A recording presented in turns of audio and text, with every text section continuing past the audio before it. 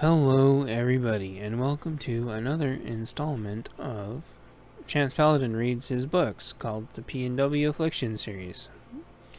This is book number 13, called Third Portions. These books were narrated in front of a live streaming audience. Nothing in these books should be medical, mental, dental, vision, legal, any advice on anything. Read at your own risk. Now the legalese. All rights reserved. No portion of these books may be reproduced in any form without permission from the author, except as permitted by U.S. copyright law. This is a work of fiction. Names, characters, businesses, places, events, and incidents are either the product of the author's imagination or used in a fictitious manner. Any resemblance to actual persons, living or dead, or actual events are purely coincidental. Content advisory. I write post-apocalypse stories, therefore portions of these stories are intended for mature audiences. There's about as romance as you would expect in a typical post-apocalypse scenario.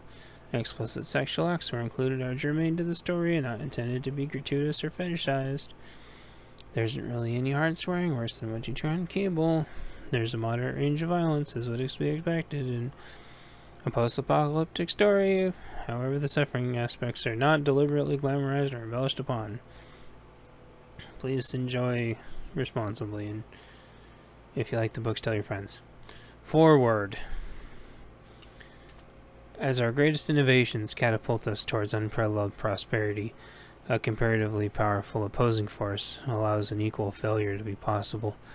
Unfortunately, as soon as the potential exists, the clock starts counting down, where every single possible thing that can go wrong will go wrong. Chapter 1. What's the clock say? Classroom 3 years and 6 months after the P&W collapse. The kids have been sword fighting with sticks out on the playground to the clucking of the weird orange chicken on my neighbor's roof.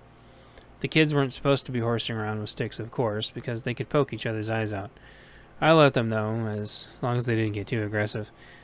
It wasn't to establish hierarchy, but because they needed to learn how to be a team and also fair play. The girls and boys were unleashing flurries to their approximations of parries and thrusts, trying to hit each other's sticks. Once in a while, they'd whack someone around them, and it'd remind them of their situational awareness. Alliances would switch and crumble, as what began as pirates versus ninjas at some point seemed to turn into knights versus samurai or something. It was hard to tell. Two girls in the middle were fighting back to back, one with my shield from years prior. Nobody was able to get near those two without getting poked. They all had various sports helmets on, so they couldn't get too hurt anyway. I made them wear goggles if they didn't have safety glasses. Some of them had two swords, and some had a single longer one, and yet others had primitive shields they'd crafted at home.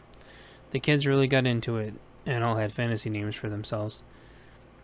The girls got into it also and were every bit as lethal as the boys. As I stood there making sure nobody got too nasty, I paid special attention making sure everyone's mannerisms were healthy. Nobody was left out and everyone was included.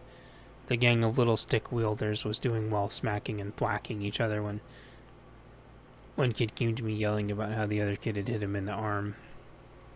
The other came over later upset that he'd actually hurt his friend.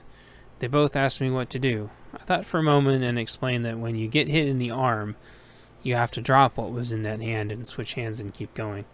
They both looked at each other like this was the most genius idea ever, and within minutes everyone was pretending to lop each other's arms and legs off. It looked adorable, and then I realized they were learning to use their offhands, which they probably wouldn't have otherwise. I mentally patted myself on the back for getting two birds with one stone. There was a strange bird noise that was loud and informative, notifying the kids it was time to come inside. I looked up and the orange caustic bird looked down at me, sizzling vapors emanating off the roof around the guardian creature, where the roof material chemically passively reacted around it. She looked down at me knowingly from her perch and fluffed herself out a little bit. I nodded at the cuckoo and called the kids inside. They all threw their swords and shields in a bin, except for the one girl that took her shield with her. They all went inside. Overhead, the orange bird flew gracefully to her nest to sit on her egg. A beautiful few long feathers, similar to a peacock, stretched past her otherwise short plumage. The last of the kids came inside and thunder crashed. Another system of dark clouds was coming through. As the kids all found their seats, the crushing sound of a spring hailstorm swept the farm. I checked the clock to see what time it was, and all the kids looked at the clock with me. The clock showed 2 minutes to noon. I was scheduled to teach them about currency today. It was about story time, so I figured I could bundle it all into a story. The building shuddered as hail battered the aging farmhouse. The structure was built well, though, and held no problem. Thankfully, the hailstones weren't of an unusual size. The hail stopped, and the building shuddered again as the kids took their seats. Some had grabbed pre-cut lengths of varieties of color pattern 550 paracord, with the ends already melted down, and one grabbed prefab metal links and some pliers. He appeared to have the beginnings of a chain-link sleeve, and he was quite proud of it. I scanned the room, and several of the kids were adorned with intricately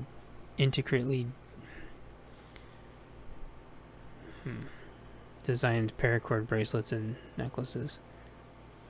Some designs I had seen before, and some appeared to be new. It was great to see the kids creating.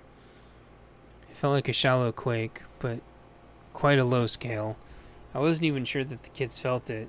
To not startle the kids, I wanted to begin my story knowing that if any of them noticed, or if the quakes got worse, we would have to dive under the tables any second. They did practice, but I still hoped it never had to happen for real. I remember earthquakes terrifying me as a child until I'd been through a few and realized they weren't too bad. I'd tell them at the end of the story so they wouldn't have to worry. Chapter 2, Minutes to Midnight. Southern Free California, the night of the P&W collapse, 8 months after the California's initial collapse. A man looked up at the clock, barely seen in his weak flashlight's beam. It was 2 minutes to midnight. The epic metal song played in his head as the lyrics matched the time. He also realized, quite ironically, that the doomsday clock was at the same time as well. The last time the doomsday clock would change for the foreseeable future. The nukes never came, but updating it was hardly a priority due to the other cascade of disasters. As a metaphor for disasters in general, he supposed the clock had served its eventual and inevitable purpose. There wasn't time to enjoy the song's sudden reunion in his head, or the thoughts that the end wasn't brought by some sort of nuclear war or accident. This was the time to figure out how he would get out of a building full of psychopaths trying to wipe him off the planet. He was in Southern Free California, and he was surrounded by a powerful Free SoCal militia trying to claim a section of the country for their culture. Cole was surrounded, but he wasn't scared. He knew he had a stash around here somewhere. The attackers were merely rooms away in the high-rise building they believed they had him cornered in. Even though California had separated from the rest of the states months before and were using an alternative currency, the digital currency had still worked. Cole hadn't struck it rich on digital currencies during the first generation of digital currencies, but by the second and third, they had become pretty easy to predict as they suspiciously ebbed and flowed with the stock market. He'd been able to make enough to start preparing for what he knew was coming. Cole had to think for a second as to why he was down so far south. His family was already north and safe. He thought it started by trying to find a rumored group down here that needed exfiltration. They were allegedly a moderate group that didn't support the state's new situations. Instead of finding that group, Cole ran into hundreds upon hundreds of new militia, cartels, and mafia that had all replaced the state and country flags with flags of their own. They weren't only flags from the big country to the south, but flags from every state that had been running marathon caravans numbering in the thousands of fighting-age males for years. The president had tried to build a wall and failed due to funding. He tried to deploy the military, but several states wouldn't allow it due to being racist and to protect the border from which was obviously an invasion. These units were essentially multiple unarmed regiments that were able to cross relatively safely, but they were so strong in number nobody could answer why they simply didn't just stay in their home country and tough it out. There were obviously enough of them. Cole shook the historical drama from his head as he heard a subset of the local faction close in on him. He could hear the shouting in a language he didn't understand. He was angry, and as it always was these days, gone was all the love and the passion that the people may have ever felt for humanity. Following markings on the walls that only Cole could see with a special filter on his flashlight, he finally found the right desk an acquaintance had stashed for him in the office complex.